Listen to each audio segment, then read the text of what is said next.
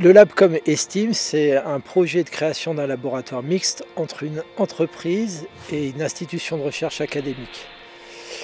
L'objectif d'une telle construction, c'est finalement de valoriser les innovations et les développements technologiques qui sont le fruit de la recherche pour permettre une valorisation par l'entreprise et son développement économique. Donc dans ce LabCom, on s'intéresse à deux types d'intrants, de nouveaux intrants des cultures que sont les stimulateurs de défense des plantes d'une part et les biostimulants d'autre part. Chacune de ces catégories a deux fonctions bien différentes. Les SDP sont censés protéger les plantes contre les maladies et les ravageurs en activant le système immunitaire des plantes.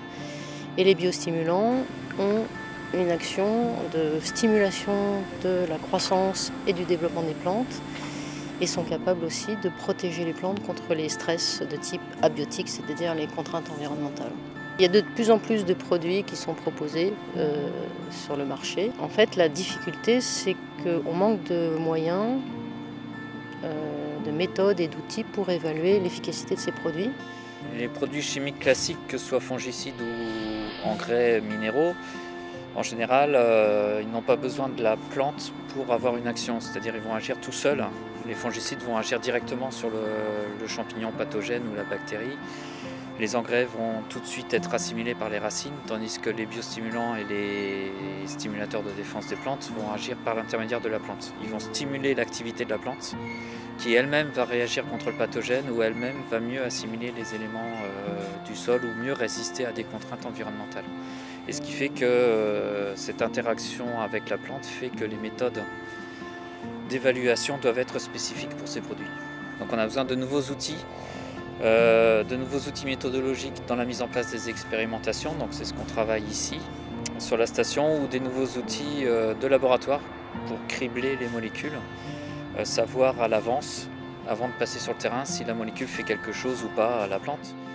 Le défi, c'est que ces nouveaux intrants soient utilisés dans la conduite des cultures, d'une part pour réduire les pesticides, en ce qui concerne les stimulateurs de défense des plantes, et d'autre part pour réduire ou compléter les engrais en ce qui concerne les biostimulants. Dans ce cas-là, la recherche alimente les possibilités d'innovation qui vont être valorisées par une entreprise, mais en même temps, à l'inverse, les questionnements qui sont posés au sein des entreprises servent de nourriture pour des nouveaux questionnements scientifiques pour les chercheurs. C'est pas un hasard si c'est dans le végétal à Angers. Il y a une longue histoire à la fois de structuration de la recherche sur le végétal à Angers, avec un ensemble d'unités qui regroupent près de 400 personnes et qui sont fédérées dans une SFR qui s'appelle Qualité Santé du Végétal depuis presque une dizaine d'années.